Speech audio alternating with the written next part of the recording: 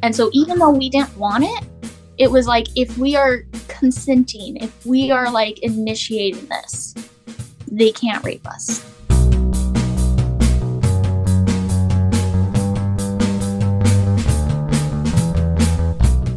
Hello and welcome to another episode of Bunny Hugs and Mental Health.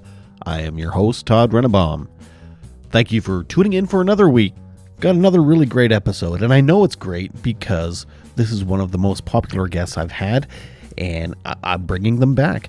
You may remember in episode 56, I spoke with a young person named Trash. Trash has DID, which is Dissociative Identity Disorder, and they also have Schizotypal and OCD. And this week, they're going to be speaking to me about their disorder called Histrionic personality disorder. I know not a whole lot about this disorder, so I'm more than happy to speak with Trash again. And I just know this episode is going to be another really popular one because Trash is just amazing and popular. Now, speaking of DID, or Dissociative Identity Disorder, formerly known as multiple personality disorder, next week I'm speaking with a young person named the June Bug System, and their DID is a lot different than Trash's, and you'll hear all about it partly this week and partly next week. Mostly next week. The June Bug System is a very fascinating person. They explain a lot about DID and their different personality types, and they have everything from toddlers that aren't potty trained to a cat to men to women to children, and we talk about all the different personality types and how and why they have DID. But anyway, this week we're speaking with Trash. A couple times I'm going to clarify a couple terms that are used. The term alters comes up a couple times, and that just means an alter is one of the personalities that comes out and fronts. So there's that. We also use the term littles, and littles is a personality type that is a child.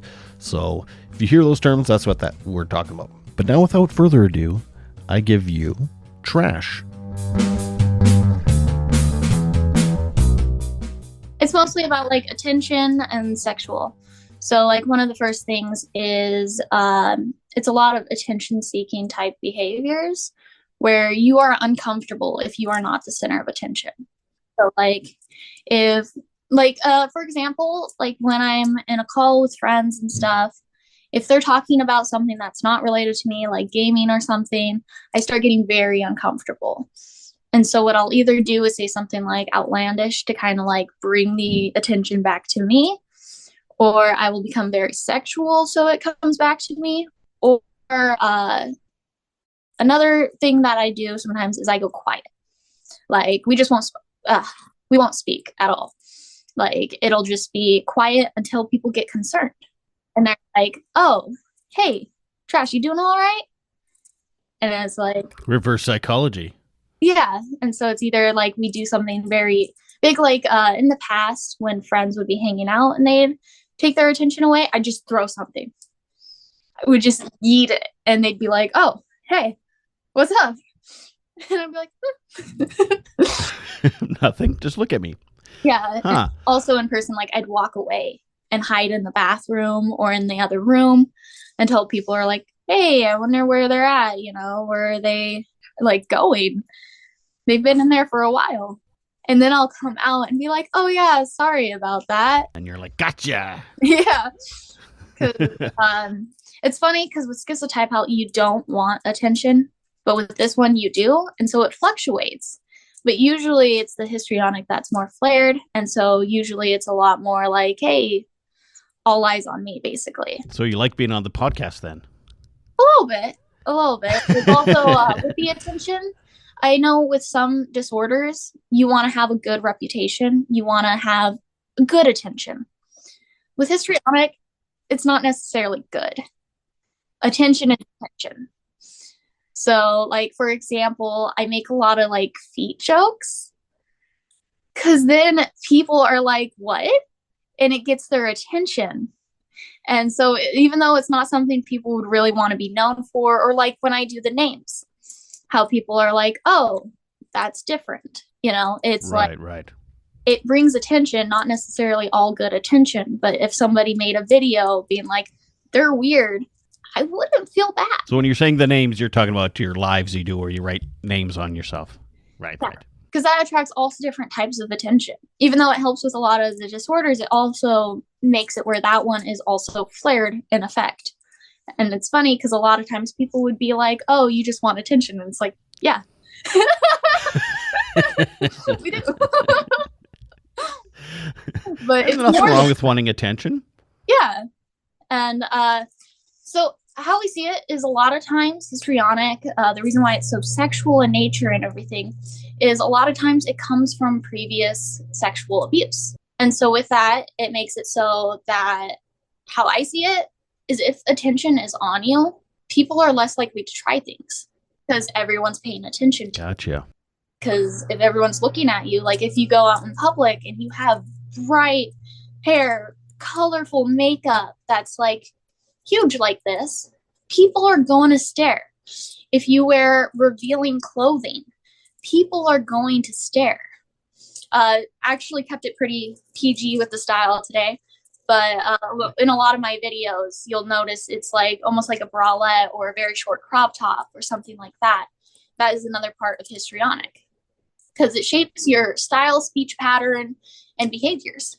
And so with the style, it's a lot more like sexual in a sense, because then it also brings that type of attention. Does that sexual part have to be there for it to be histrionic? Typically. So usually it's eye-grabbing type style, but usually it is more of a sexual type of dress, like different style, because then it brings that type of attention, because histrionic is mostly attention, but it is also a huge part sexual.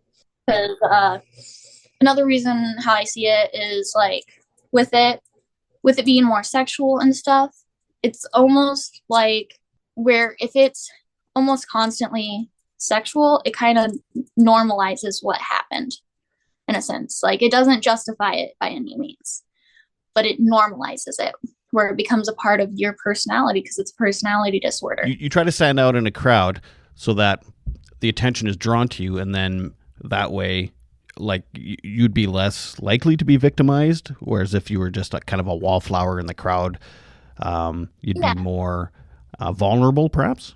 Yeah, and usually it starts developing early adulthood, but we notice signs of it since we were little. And so, like for attention and stuff, what we do is, since stuff was going on with our family and stuff, what we do is we take a chair and we'd stand in front of the TV and be like, hey, watch me instead, And then also it causes like a lot more of the sexual side of things. So that was kind of sad being younger, especially in teen years, because of the style and everything. There's a lot of mean things people say when you dress like that, when you act like that, and you're a lot more likely to become a target, even though that's the opposite of what you want. Yeah, I was going to say that's almost a contradiction. Yeah. How you're very sexualized, but is it because then you can feel like you're in control of it more than? Yes, exactly. Oh, okay. Because also with it makes it so you kind of, I don't know how I saw it with past things with people in our past and stuff who would come over, and we ruined a lot of friendships this way, is if we felt threatened, the amount of how sexual we were would increase, especially if like alone with a male, it tends to increase it where it becomes more and more and more until it's basically seducing them because it's also provocative, seductive type nature. And so even though we didn't want it, it was like, if we are consenting, if we are like initiating this, they can't rape us, basically. Like before they can have the opportunity to rape you, you just have sex with them, and then that eliminates the rape. Or at least seduce them. Right, yeah. Which is also damaging in a way. It ruined a lot of good friendships and stuff, because then after, brain just goes, hey, they would have done it. If you didn't act that way, they would have done it. But in reality, it's just, a lot of times it's just teasing. But then the problem is there's always that saying, like, no one likes a tease. Mm-hmm. So then it makes it hard because even if you don't want it, there's no backing down at a certain point, because then it becomes confusing for both parties. So even if there's a point where you wouldn't want it and you'd say, hey, no, that doesn't really come up, because it's like, well, you showed me that you want it by acting this way, by behaving this way. Is it always just with men? So it can be with women and stuff as well, but from our experience, it's mostly with men because we feel more threatened around them. Right. I was going to say it probably depends on the trauma and who did it. And, yeah, right. It's very much so of how threatened you feel. This sounds terrible. Yeah, it's kind of a hell, but that's why this year. But it's funny too because we're laughing. No, yeah, but it's good though because like this year we've been like no physical touch, and that's helped a lot because with that just that factor makes so many people kind of stay away. So you've set boundaries. Yes. After we found out what was going on, we started setting more boundaries, started being selective of who we had over, started being like, basically no one allowed in our room. Like, just make it where if we're going to hang out, it has to be out in public.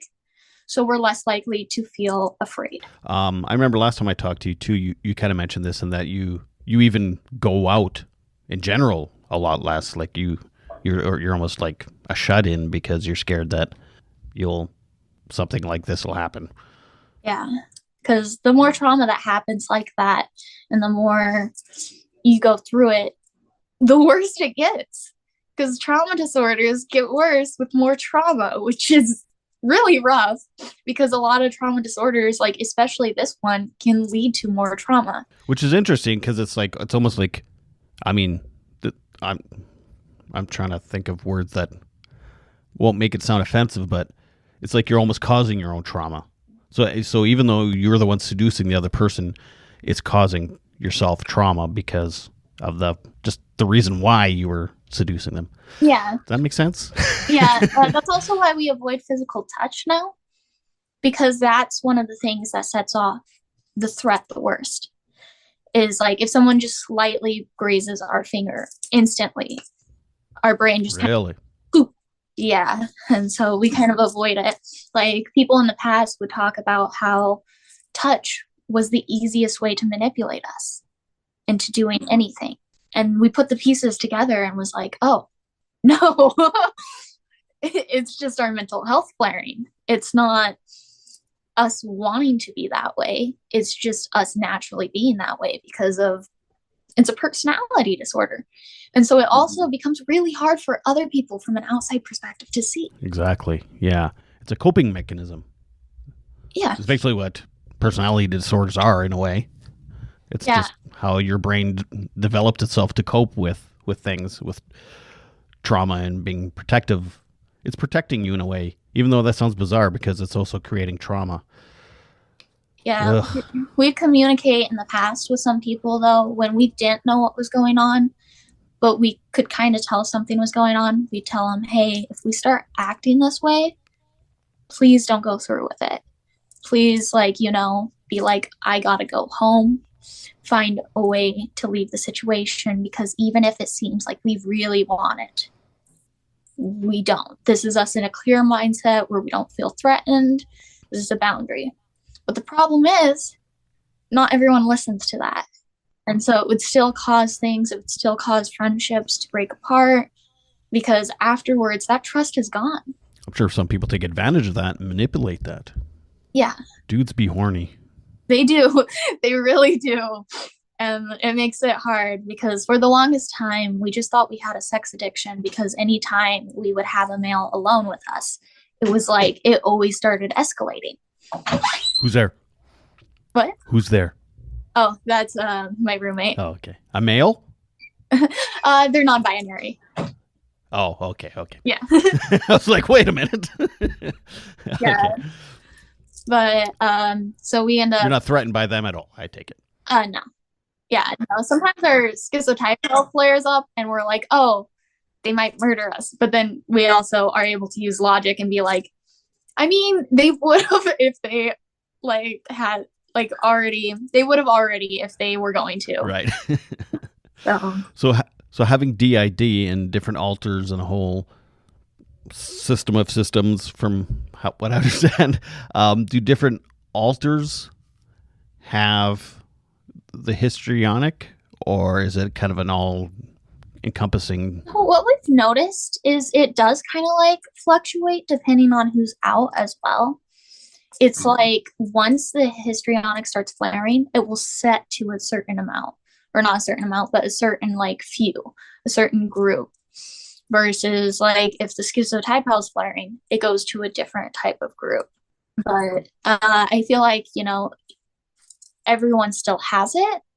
It's just the different levels of how much it flares. The littles, perhaps less? Please tell me. I don't think so, sadly, because majority of these were like when we were talking to our psychiatrist and stuff, it started at a very young age. Like when we were a kid, we'd be naked in almost all of our kid photos. Like even when we were like 7, we'd just be nude and inappropriate poses. The thoughts were still there. The thinking like everyone was basically a pedophile and sexualizing ourselves and wanting big boobies and stuff like that. Like when we were little, we still had this going on, and it was so confusing. Right. So scary. So it makes sense that your littles alters. Yeah. I think I did say that right. The alters that are little would then still have that. Yeah. Would share that trauma, I guess. Yeah, because for as long as we remember, we've been having symptoms of basically all of these except for BPD. That one didn't really become prominent until teenage years. And I think that's normal too, that borderline does not kind of start affecting. You can actually treat it before it becomes a full-blown disorder in your late teens. Yeah. Am I wrong about that? I think you can. We didn't really get the treatment for it because also before you are an adult, they won't diagnose you with a personality disorder. When I was a teen, though, my old psychiatrist was like, I'm pretty sure you have histrionic personality disorder and BPD. The histrionic was always pretty prominent because also it does have the mood fluctuations like BPD does. The rapid switching mood, where it's like you can go from an extreme high to an extreme low. Like, for example, being like the center of attention and stuff, being like, hey, this is really cool. And being all happy and giddy and like full of life. And then just the shutdown of, oh, now they're talking about something else. The attention was just on me. Where did it go? But they also were able to tell that we had histrionic because even in rehabs and stuff growing up, the therapists and counselors would be like, hey, you need to stop that. And we're like, stop what? And they're like, well, you're so animated that it is making the guys like you. And we're not here for that. And I was like, I'm just being me. Because even when I wasn't talking about sex, even when I wasn't being like that, just the animated draws people in. Like hand movements and like facial expressions and giggles. Yeah. It makes it where they're like, oh, what's that? Because it keeps attention. Because if I just sat still and was like, okay, this is da da da da da, and kept my voice the same and stuff, more monotone, people would be like, and kind of like try to find something else that catches attention. Versus being all like, ooh, it makes it so people are like, oh, what's that? You're constantly moving, constantly, having a theatric almost sense of self, like dramatized. Mm-hmm. Yeah, I worked in a addiction treatment center, and I can definitely picture people in my past that I've worked with that were, I can relate to what you're saying to them. You know what I mean? I can recognize that in them. I don't know if they were diagnosed, and I'm not diagnosing them, but it was like definitely those kind of characteristics in them as well. And I think they had very similar traumas as well. Yeah. So what kind of treatment is there for histrionic? Is there, like, I'm guessing it's not like a specific medication or anything. It's just Sadly, talk therapy, just like the other ones I have. Like a lot of mine like aren't manageable through medication, but can be helped with it. But we're already on the stuff that helps with the BPD and the schizo. But I don't think there is really anything for histrionic other than talk therapy, because like a lot of them, if it's a trauma disorder, the only way to get through it is processing the trauma. And like working on CBT and DBT skills to kind of strengthen that connection with yourself, and like understanding and like kind of knowing how to navigate when you notice flares. The best thing to do is just be aware of it. Well, you seem very aware. You're very educated, and you're very intelligent. You're very aware. You're very like. Anytime I've talked to you about these things, it's like, it's not like the stereotype you have in your mind when you're talking. You know what I mean? Like you're very aware. So that's massive. That's very good. I'm guessing it's very good that you're able to acknowledge all these things. And there must be, I mean, it must be exhausting having, because what is it? You have DID, borderline personality disorder, not schizoaffective, schizotypal, and histrionic. Like there must be all types of overlaps and trying to figure out an OCD. Okay. Then trying to figure out, of course, PTSD. right, PTSD, and try to keeping it all straight. And okay, what symptom is this, and how like do I treat this the same? So if this symptom is part of borderline personality disorder, do I treat it the same as the exact same symptom for histrionic, or do I, it must be exhausting. It's a lot. I've noticed pretty much everything is just one or the other, which is hard, but it's okay. Like the biggest ones that kind of go together, which also clash the most, is the histrionic and schizotypal, because both of them affect speech, style, and the only difference is one of them you don't want attention on you, and the other one you do. Look at me, but not too long. Yeah.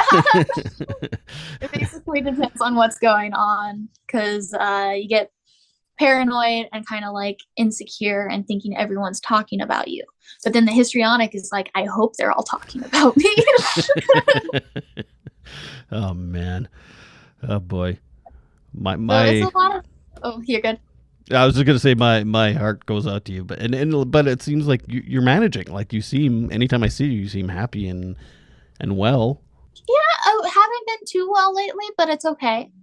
Working on getting on our feet again. Have been missing a lot of lives because of mental flares.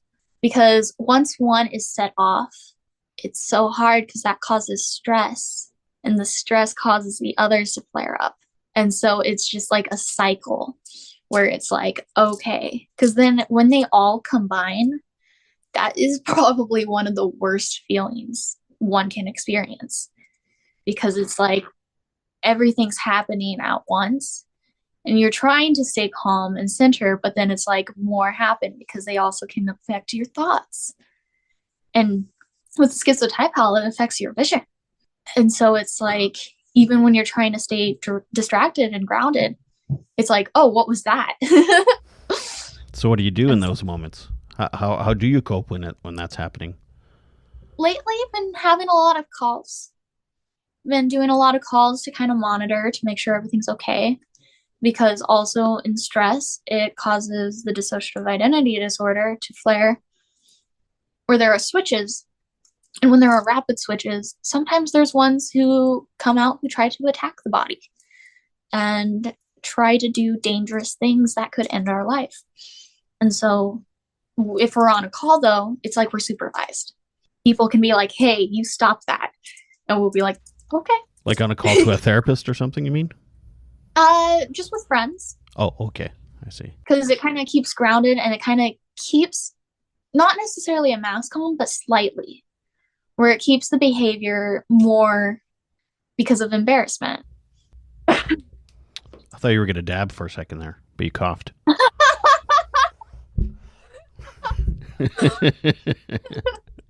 What's your shirt say? All my homies Eat trash. Oh, trash. I get it. Oh. I figure it's like an innuendo.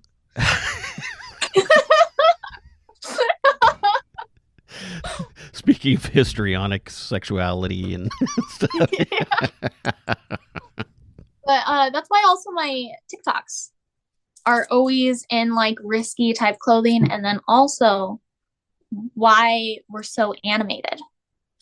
Like we're constantly moving around and having these wild expressions, and people are like, hey, sometimes they're like, you look like an animatronic. And it's because it's just flaring. We tend to wait until it is flaring to make TikTok. Right. Because if it's flaring and we're making TikToks, a lot more people like that for some reason. Yeah.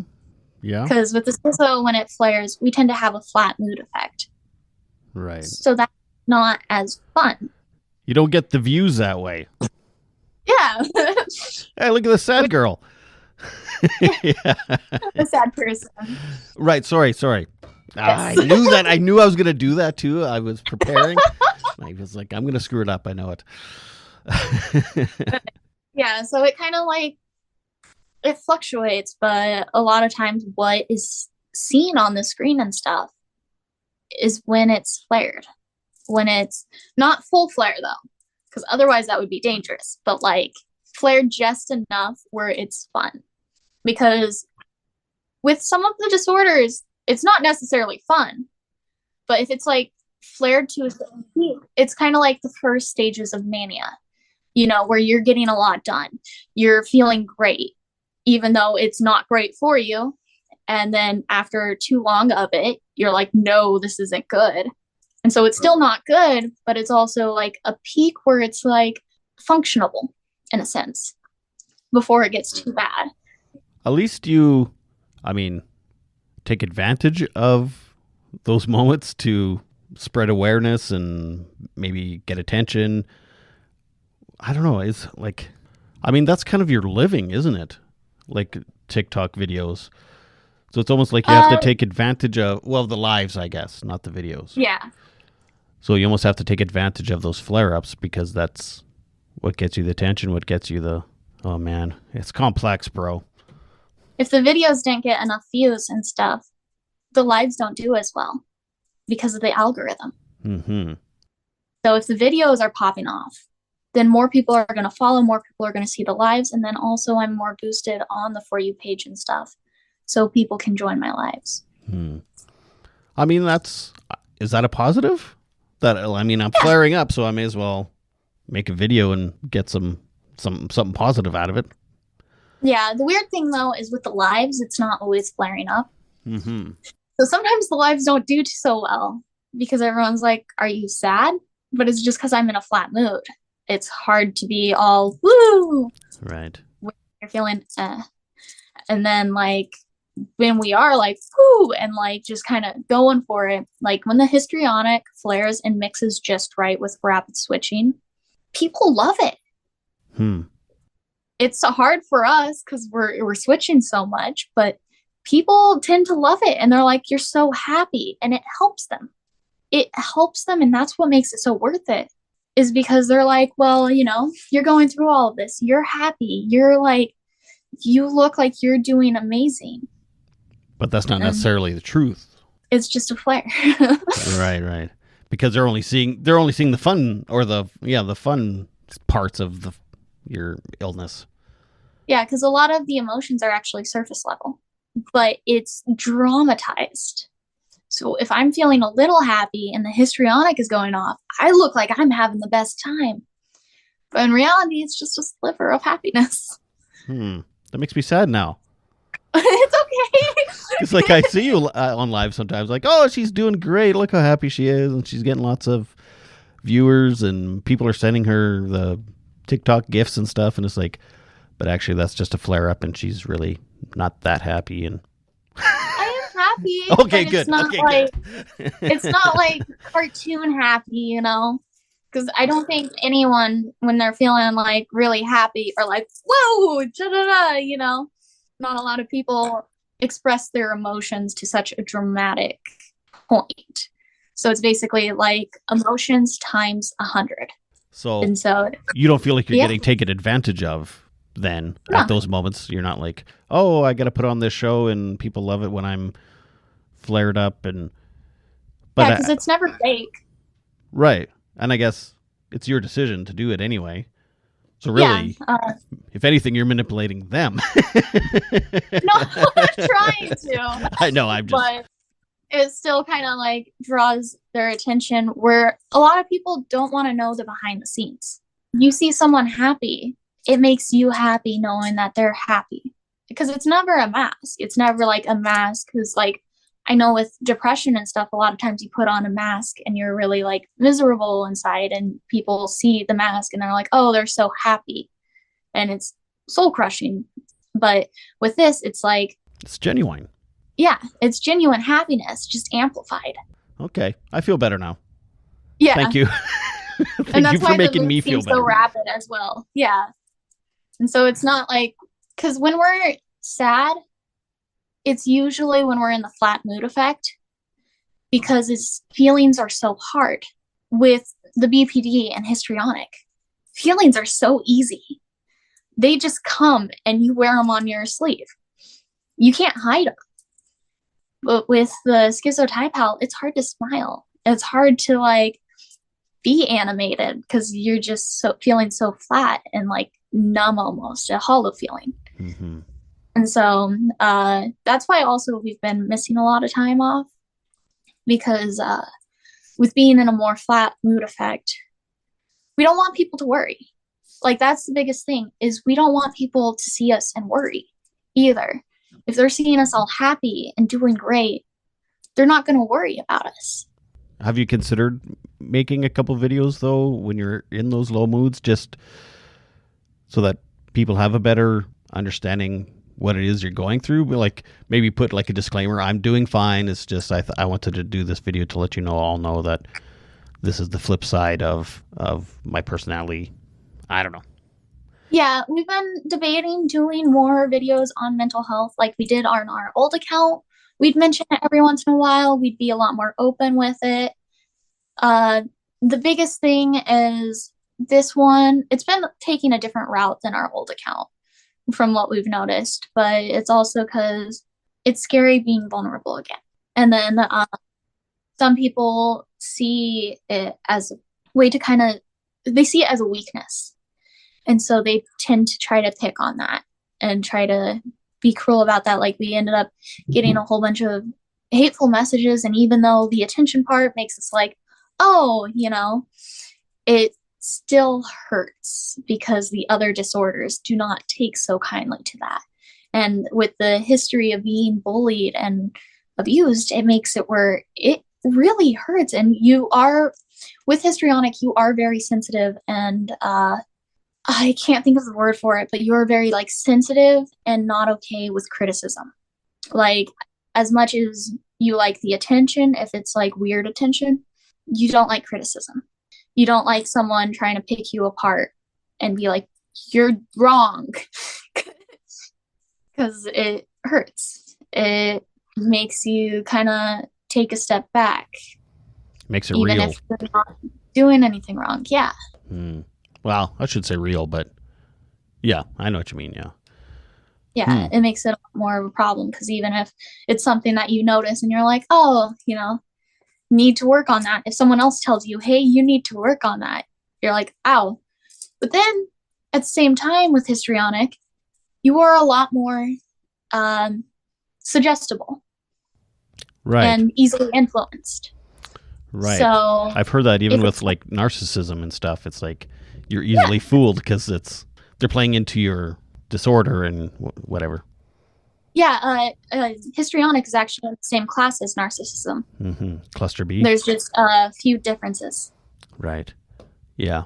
Like the attention thing, where with narcissism, you want it to be positive and like good and hold up a like good, I can't think of the word right now, but reputation basically. Mm-hmm.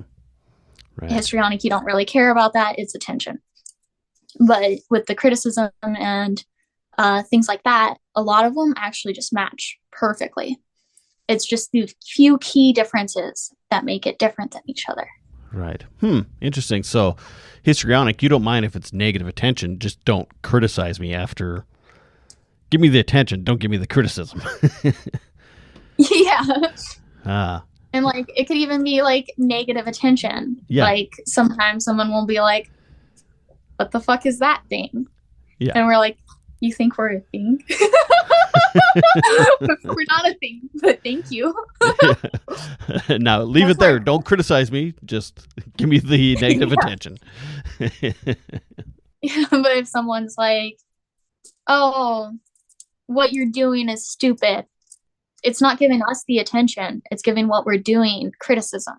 If someone, for example, said, you're stupid, we'd probably laugh. But when it comes to things we're doing, like our actions being criticized, it becomes a lot harder. Interesting. Yeah. Like if someone gives us negative attention and it's going to us, it's different than criticizing our actions. So just that slight variation of wording. Yes. Yeah, because it makes it different where it's not coming at us, it's coming at something we're doing, which is basically criticizing our choices, our decisions.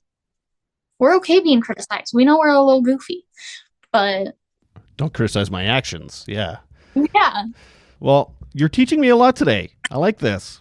I'm glad. I'm glad we stayed in contact. Me too. I'm thankful that like even though we lost our old account, we were able to find you on our new account and all of that, because yeah, we were sad for so long because what happened to your old account? What happened? Oh, they were rude. So what happened is I didn't do anything wrong. Okay, good. 160K just gone because too many people reported that we seemed like we were 12. Oh, right. We sent in our ID, our birth certificate, all of that. They didn't see it in time and deleted the account. So we can never get that back. But we can build again, and we're working on building again. And the best part is this one, they're not treating us like we're a kid because they fully acknowledge that we are a grown-up because we're 23 years old. And so they acknowledge that because now the violations we're getting is more, hey, that's mature. And we're like, okay, fair. Like if an outfit's a little too risky, it's more likely to get like TikTok's attention, and not the best of ways, but in a way where they're like, hey, we're going to remove this. Usually we just appeal it and it's like, oh, actually, we'll put it back up. Oh, good. Because you said it was 160K the old count, and you're pushing 40K again already. So, yeah, that's pretty incredible. Really? Yeah. I've been trying to for years for my Instagram, and it's like I've just gotten over 700. So to be able to go 40K in 2 months, that's pretty impressive. Yeah, pretty proud of it. A lot of people have found it because they're like, oh, I remember your old account. And it's like, yes, we have a new one. Welcome back. Yeah. Thankful to be back. I, for a bit, was like, I'm just going to wait till I get my old account back. But no. It's not coming back. So, but that's also why we've been so flared up. Because now that it's growing again, we're so scared of losing it because it took so long to get to the point where we did last time. It didn't take so long. So we started off at 3K, and then in the span of, I'd say 7 months, we hit 160. That's not long at all. Yeah, no. So it kind of rapidly, but we know that if we put in all this time and effort just to have it removed again, we wouldn't be too okay. And yeah, so we're working on it, working on kind of getting over that grief of the old account. Are you still doing unboxing videos? And as a, like, because quite often it was it seemed like a little was unboxing. Was that part of why people thought you were 12? I think so, but lately we don't get as many packages and stuff, and that's okay with us because that also was pretty overwhelming in a sense. Like it was good. It was really good. It brought serotonin, made us happy and everything. But at the same time, it was a lot. It was a lot of Stimulation? Stimulation. Yes. That would be a little overwhelming. I couldn't imagine like every day getting a gift in the mail and yeah, like we were grateful. We were more than thankful. Like nothing bad, but like it did become a lot where I feel like it's easier to be thankful when you're not getting as much, if that makes sense. Because if you're constantly getting stuff, it hits a point where it's like, whoa, cool, a new another thing. Ooh, cool, a new other thing, you know? When if it's like you get the same thing after a while of not getting anything, it's like, whoa, this is so cool.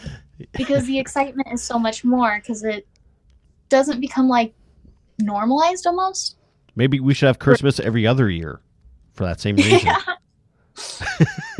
so it becomes really, really nice because then it's like, okay, you know, like if it's a birthday or something, totally understandable to have like a whole bunch coming, or like Christmas, a whole bunch coming. But randomly, it's like it becomes very interesting and where it's almost like expected. And then you appreciate it less then, I guess. Yeah. Right. Like you still appreciate it, but it doesn't hit the same. Do you prefer TikTok gifts, like the digital gifts, or I don't know what the hell they are? Those are nice. Those are really nice. You'd prefer that over actual shipping to you gifts? A mixture of both. Like if it was like a whole bunch of like, so the thing is with TikTok gifts, if they are spammed, that is okay. That is a-okay because that ends up not only showing you a cute little thing on the screen, but it's like it pays you. But it doesn't really hold that memory as much because it's not like, oh, I remember that one time this user sent me a galaxy. It doesn't stick to the memory as well. Versus real life things, it's like, oh, and you see it and you're like, oh, I'm going to think of them now. Right. And so they're both really cool. But with the TikTok gifts being more expected, it's like, it's nice because it's like you still get excited. You still get happy because it still has a good impact. And like you end up also like getting paid from them, which is nice. Thankfully, though, we have friends who have been like sending us money and stuff. So we've been able to do okay with missing the lives. But we're going to try to go live today. And yeah, we're going to change the live times though. Oh, okay. So what time? Before it was middle of the night, we're thinking midday because we're looking at the analytics of when the people are active. And it's usually like the middle of the day. And so we're going to try aiming for that to see if it does better. But it's going to be nerve-wracking, but really good because if we're doing it at a better time for everyone, then we're probably going to do better at the times we do. Because when we were going at 12, we noticed things significantly went down and it starts making you more insecure. And with like the histrionic, you're not getting as much attention. Right. And so feel rejected or something. Yes, exactly. Like even if people are all being nice and everything, it's like, oh, am I not worth that much? Versus if it's like a whole bunch of people swarming in and be like, wow, you're really cool. It's like, oh, thank you. So you're going to start that today. Today's going to be your first midday. Yeah, we're going to try. Okay. Well, I'll be watching then. So doing the lives, it kind of does a lot of things because it helps with your DID. it kind Yeah. of, I don't know if it, I'd say it feeds your histrionic, but not in a bad way. It's not like feeding it. It's healthy exposure to attention because Right. instead of doing negative things to get attention seeking, Right. it's a positive form. Right. Thank you. That's a much better way to put it. Yeah. and it's also income for someone who I'm guessing it's hard to work an actual job when you're Yeah, we're eligible for disability if this doesn't work out. But since this has been working out, we've been doing okay because it is a form of job. Even though it's unusual, it's still one. It also helps schizotypal. How does it help that? Because with schizotypal, you don't really trust people. You lose faith in humanity. You're not really social. But with it, you're forced to like interact with people. You get to like talk to people and realize they're not so scary. Right. And then all that boosts confidence and your general mood, really, I guess. Yeah, it helps with a little bit of everything. That's why our therapist, I love her. She was kind of done with us because we were like, yeah, we've been missing lives. And she's just like, but that is your biggest form of getting better. Like, she acknowledges that therapy helps us and like seeing a psychiatrist helps us. But this is something that we can do in our free time that really makes moves. And so she's like, you have to start going live routinely again. That was really good for you. I'm like, yeah. And she's like, even when the dissociative identity flares up, like when you're rapid switching, that's just a challenge because it pushes you when you're not doing okay to do better. And yes, it may be very embarrassing for it to be so vulnerable, but that's good for you. It also is good for other people because it gives that exposure to it. Because when you make it seem all sunshine and rainbows, people are like, oh, that looks kind of fun. When it's like, no, it's not. Huh. Who knew? Doing that helped you in so many ways, or it could help anyone in so many ways. It's so weird. Our brains are so fucking weird. It is. And it's weird how like different things work for different people. And one of our favorite things is sometimes people will be like, oh, and they'll question it and stuff. And our favorite thing is to talk about how it's healthy chaos, how everyone has something that works for them. It doesn't have to be something like, oh, deep breathing, playing with a stress ball. Like there are unorthodox things you can do that work for you because a lot of people go through this little list of, oh, these are things that are supposed to help people. Meditation, yoga. Yeah. Like some people that doesn't work for them. And they're just like, oh, I guess there's nothing I can do but my unhealthy coping mechanisms. Did you almost say unholy? Yeah. My unholy coping mechanisms. Worshipping Satan. But like unhealthy coping mechanisms, people tend to turn towards that. They're like, well, I don't want to meditate. That doesn't seem like something that will work for me. I don't want to do yoga, so I'm just going to keep drinking. A lot of people fall into addiction because they can't turn to anything else. And they're told, hey, do these things. They work. But where's the motivation to do them when it doesn't bring you the same type of serotonin boost? Right. But then if it's something where it's like, oh, like this is something weird, but it sparks a certain type of passion, it makes you stay away from those things because you're like, I found something that works. Yeah, people might look at me like I'm crazy, but it works. That's all that matters, really. And I mean, you're harming no one. I mean, it's maybe a little revealing at times or whatever, but I mean, you're a grown person and we're all grown adults and it's fine.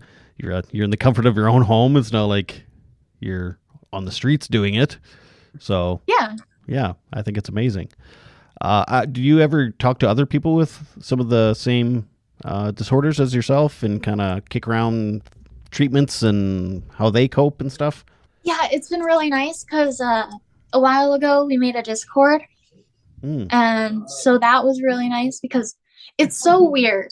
It's like some disorders are like a magnet because people with the same ones, without even realizing it, will become drawn and be like, hey.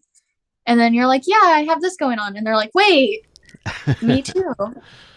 Yeah, I find that with now being neurodivergent, it's like I have so many friends in my life that have ADHD, and it's like, well, yeah, it makes total sense now. Of course, of course, I have it as well. I'm drawn to these types of people and these things. Yeah. So, yeah, it's interesting. I'm actually talking to someone next week, someone else with DID. So it's gonna be interesting to like not compare in a good way or in a bad way or anything. Just observe the differences between the two of you and how you deal with your stuff. It'll be really good because ours is polyfragmented. Mm. And so it'll also be good to listen to that. We're excited for that because then we can like listen to it and see it from a perspective of someone like unless they're polyfragmented. But then even that, there are differences. I don't think so. Like, to be honest with you, I don't remember what polyfragmented means. Oh, it's basically where it's split up again into basically subsystems. Right. Okay. I know she has systems. I don't know if she's polyfragmented though. Is that a thing? Can you have systems, but they're not necessarily polyfragmented? Yeah, it fluctuates. It depends on the type of abuse you've gone through, and then also, but it'll be interesting and cool to see because I know ours is polyfragmented, but it'll always be good to hear, even like if they are a different approach, like not different approach, but like different approaches to how to handle it and like how it goes for them. Yeah. Because everyone's system runs differently because it's just the mind reacting to trauma. The main things that put them together is that there's different distinctive personalities and some stuff like that.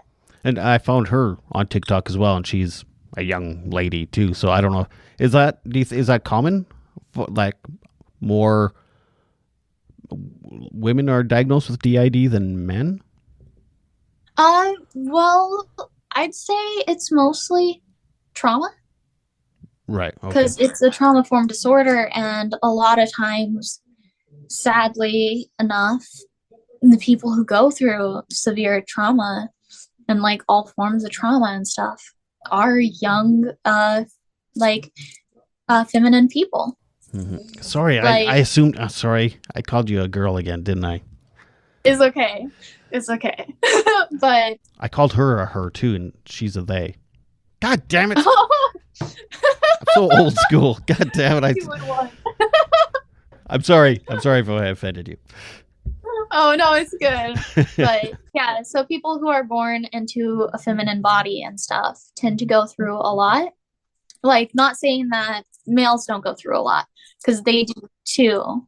But oftentimes, if it does happen, they're forced to not talk about these emotions, talk about what's going on in their head.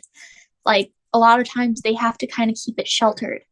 And so it's like, whereas we hit a point where we're like, okay, it's safe now. Like, it's okay to talk about these things. Oftentimes males won't talk about them because that's basically drilled into them. So I'd say that yes, a lot of them are feminine, but there are also a lot of males who have it, but it doesn't become as noticed. I think a lot of male brains they deal with it differently. It comes out as addiction or anger or something else. I know for sure, like there are like males or masculine people that have DID. Yeah, I know two. Yeah. One of them just has DID. The other one has polyfragmented. And so the one with the polyfragmented, we're able to like talk a lot and kind of figure out. But even the one who just has the regular one is still able to understand some aspects. And so it's really nice to kind of like talk with them because we're able to understand aspects of theirs. They're able to understand ours. But the one with the polyfragmented, it hits different because it's like, oh, y'all get it. Did you meet them on the Discord? Yeah.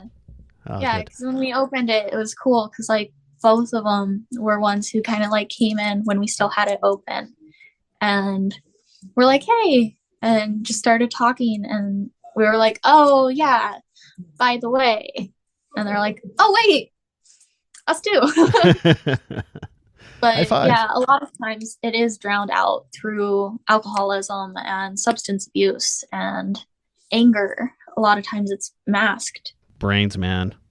They're kooky. They're weird. Yeah. I'm still learning about my brain. Yeah, it's bizarro. Yeah, but it's nice knowing what's going on because then it's easier to acknowledge the symptoms and become aware of them. Because it's like, oh, this is why I do this. This is why I do that. It's devastating though with personality disorders because then it's like, oh, because what you think is your personality is just a disorder. Right. Never thought of that. Like when we were diagnosed with histrionic and schizotypal, it was like everything left over after like having the borderline diagnosis that we thought was us was just disorders. And so we were like, oh, what about our style? Oh, no, that's a symptom. What about these words that we say? Oh, no, that's just a symptom. So who is trash then? If you take away all the disorders, the PTSD and everything, who is trash? Well, trash is just a alter, so it makes it even harder. Right. Because they're just a personality. And so without all of the disorders, it would probably be our dead name. Like if it wasn't for all the disorders and trauma and all of that, we'd probably stay with our birth name. We'd probably be a lot different, almost unrecognizable. We'd probably have our natural hair color because this is a result of schizotypal mixed with the histrionic. Bright colors for the histrionic, and then constantly dyed for the schizotypal, because if our roots grow too much, we start ripping it out thinking it's parasites. So we bleach it and we're like, die, die, die. Thinking we're killing off the parasites. But it's just our hair. I love how you find the humor in it. I love it. So do you think it'd be pretty boring then? It'd be like, oh, my name's Shelly and I work at Applebee's and I don't know. I don't know. Like, yeah, I'm not saying like neurotypicals are boring, but it's also like, you're right. It does add some zest. Not good zest most of the time, but there are highlights where it does make people be like, hey, and you're like, hey, because you think more out of the box, you're a little more creative. Mm-hmm. So you don't resent your disorders? So the funny thing is, we don't really resent the disorders because we understand where they came from and we understand the symptoms now. Before, we resented ourselves because we were like, oh no, what is wrong? And then after we found out about the disorders, we didn't resent the disorders because it's like we understand what they are now and it's not us. But it did cause some resentment for like our parents in a sense. Right. Like, still love our mom to bits and pieces, but we can't interact. And like with our dad, we don't interact at all because he is the root cause of pretty much all of this, even the schizotypal, because of his genetics. So it's like the blame doesn't get sent to the disorders themselves because we understand it's what our brain needed. This is how our brain copes. It's weird. I'm getting a little emotional. It's partly because I can totally relate. Last week I was diagnosed with ADHD, as I was telling you. And it's like, oh my God, I'm not just a freak. I'm not just, yeah.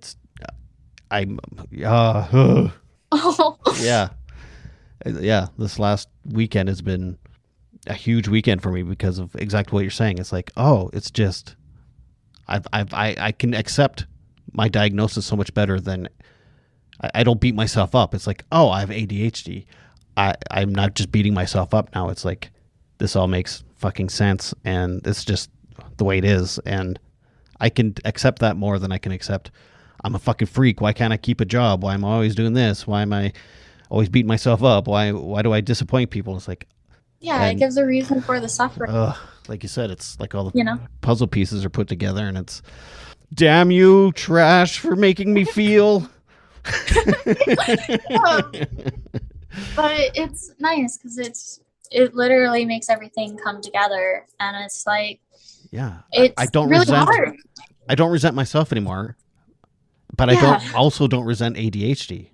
I welcome it because now I don't resent myself. I don't know if that makes any fucking sense. It puts the blame on something other than yourself, because when you don't understand what's going on, you pick yourself apart. You spend so much time being like, why am I doing this? Like, because part of you knows that that's not how you see other people act. So why can't you be like them? And so you think it's something wrong with yourself, but in reality, it's something your brain had done to help you adjust, to help you become you, as weird as that seems. And so it's like being able to detach it from yourself and understand it's something else. It also makes it easier to explain it to others. Because then it's not like, oh, I'm sorry, I'm like this. I don't know how to stop it. I'm just like this. It's like, oh, like with you, it's like, oh, sorry, my ADHD is flaring. You know, it's something where it's like, okay, it's not something where you're like, I'm sorry, I'm like this. It's like, oh, my brain's doing a thing. You deal with it. My brain's doing a thing. I don't have to deal with it anymore. It's just how I am. Yeah. I have to pay you now for this session. It's like a therapy session for me right now. I'm kidding. I don't have money. But it is very helpful. Like, and we're thankful that you were able to get like the diagnosis and stuff, because we remember bits and pieces of last time, you know. You're like, I think I might have this, not sure, but I do get sidetracked easy, you know. And it's like, it's good knowing that you finally got that like medical acknowledgement and understanding where it's. Well, thank you. I appreciate that. You're very, very sweet, all of you. I think. Well, the ones I've talked to, anyway. Yeah, the ones you've talked to. I'm not sure when you switch. Well, I appreciate that so much because, yeah, it's been a wild ride. I can only imagine. Like, I've only been diagnosed with ADHD. I couldn't imagine having all the diagnoses you have, and then having that same, like we were talking about, being able to separate yourself from the diagnosis and not beating yourself up and making it personal. Yeah, the histrionic was one that we beat ourselves up over with the most. Oh, I can imagine, yeah. Yeah, because it was like, we don't want these people, but yet we're in bed with them. Like, we're afraid of this person. Why are we like this with them? And then why are they calling me a tease and a slut and all these other awful fucking names? And when it's just, you're coping. You're just trying to cope. Yeah, why am I uncomfortable when these people are talking about something they're passionate about? Like, I should be excited for them. I should be like, wow, that's amazing. Or even with the speech patterns, sometimes it's very surface level short, because where some people would be like, oh, I'm so proud of you, that's amazing, da da da da da da. We can't do that. And so half the time we're like, that's good, or bless. So you have a hard time acknowledging other people's credits? Well, even talking to people, like over text, especially. If someone sends like a full paragraph, we feel terrible because we can't usually respond with a full paragraph. We don't know how to put those words together. So we just go, hell yeah. Yeah. And just emoji, smiley face emoji. Yeah. Yeah, it's like we have so much internal, but we don't know how to put those words together. We're just like, that's good.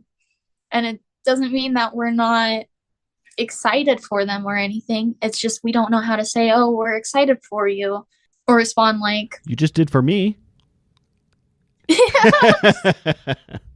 But it's also during a call versus trying to text, because on text it's easier to kind of do that. Yeah.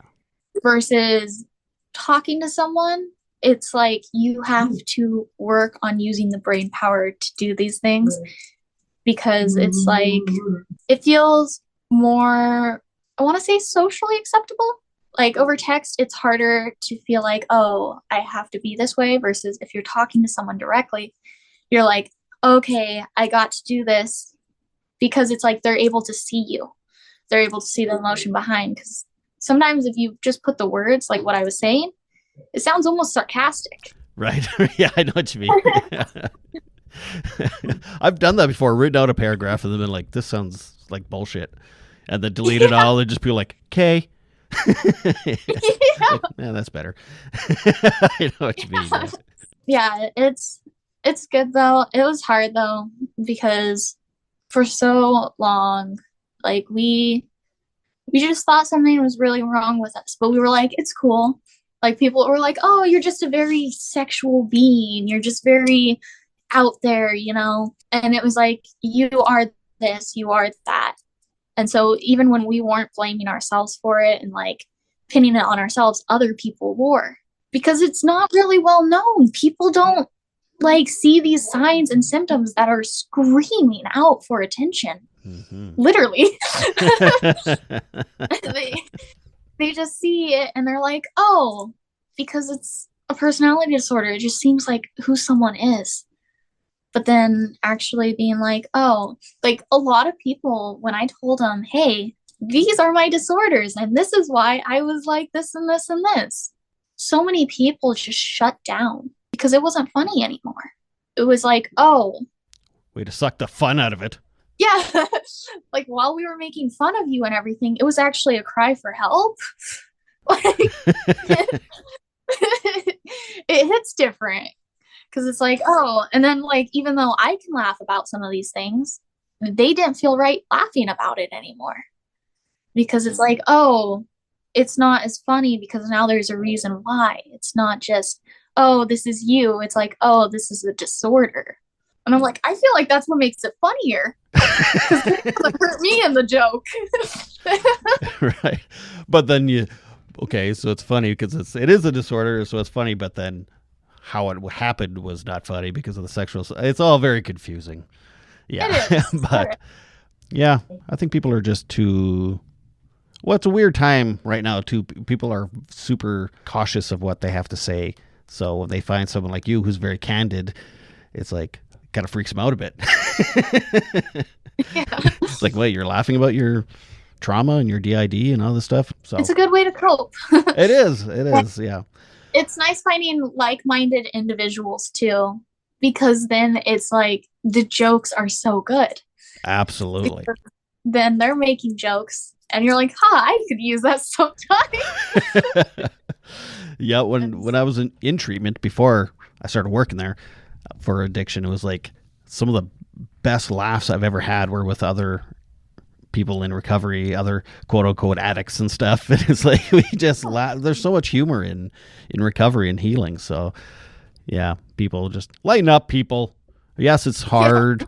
People are going through stuff, but you know, we can laugh about it when too. You're making fun of like the symptoms of the disorder itself and the disorder, it takes it away from it targeting you in a sense. Because like when in the past they'd target me and be like, haha, you're like this. Right. But then it was like, now knowing it's a disorder, it's funnier because it doesn't hurt. Right. I'm not like this. My disorder is. Yeah. And it's funny because my disorder makes me do this. In the past, it was really hard because when we'd have dating apps, that's when we thought we had a sex addiction. Right. Because we would invite over guys for the first time and like it makes you inappropriate. So even sometimes the first interaction would be inappropriate because we had our own apartment and stuff. So we had a no knocking rule where anyone could just walk in, which really dangerous, but it was okay. But half the time we'd greet them naked. We'd already be like nude and just try talking to them and stuff, which led a lot of people to think, oh, they're trying to hook up. But in reality, our brain's just like, oh, this is the thing to do. And sometimes it would be like, oh, here's some of my nudes. It did make me laugh one time, though. Okay.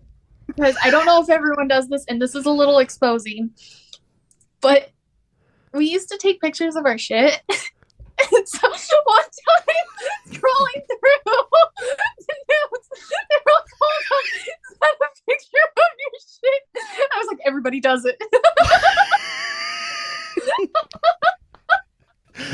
It's a beautiful, natural thing.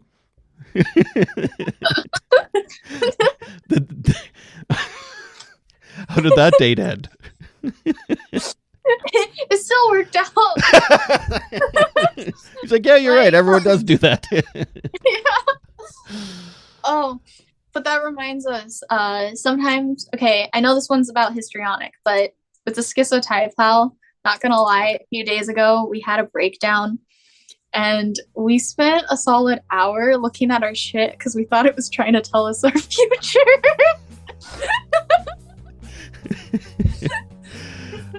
Well, shit's more like a time machine. It tells you the past. It's like, oh, yes, that's what I ate. Yeah. Man, my future stinks. Hi-oh!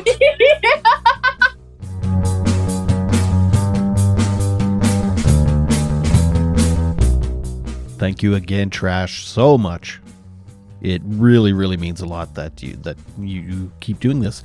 And I'm going to have her on again in the future. We're going to talk about Schizotypal, and we're going to know more about that. So she could just have her own course about this stuff. So next week I'm speaking with the Junebug system about their DID, and it's like Trash said, it's very different than what theirs is like. So yeah, we're going to learn about the differences, and that'll be fun. Now, I got a really nice message here from a listener this week. She writes about last week's episode where I talked to my friend Steven, and her name is Christine, and she says, I am always in awe with the guests you have on your show, Todd. Thank you for this episode. I'm a great believer that as shitty as life can be sometimes, those situations shape us into the people we will become and the legacies we leave behind. Thank you to Steven for sharing his amazing journey. Thank you so much for that, Christine. That's a very nice message. And quite frankly, I'm in awe of the guests I speak with as well. I'm not exactly sure how I'm doing it, but I very much appreciate every guest that comes on here. So thank you. Now, if you'd like to leave a comment or a question or a concern or just say hi, you can follow the podcast on Instagram at Bunnyhugs Podcast, on TikTok, Bunnyhugs Podcast, or on Facebook, Bunnyhugs and Mental Health. And please, please, please rate and review the podcast on Apple Podcast, and tell a friend. Honestly, tell some people. I hate it. I hate sounding like I'm begging.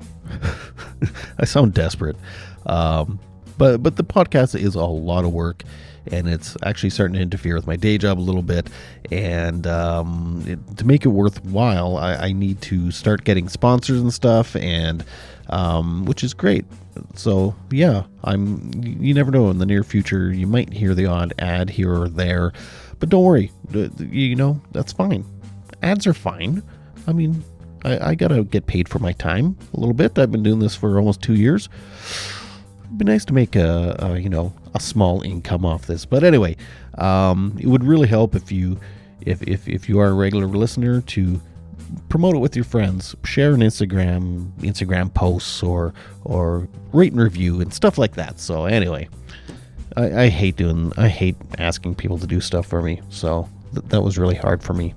But anyway, please, this week, remember to make your beds and take your meds. Bye.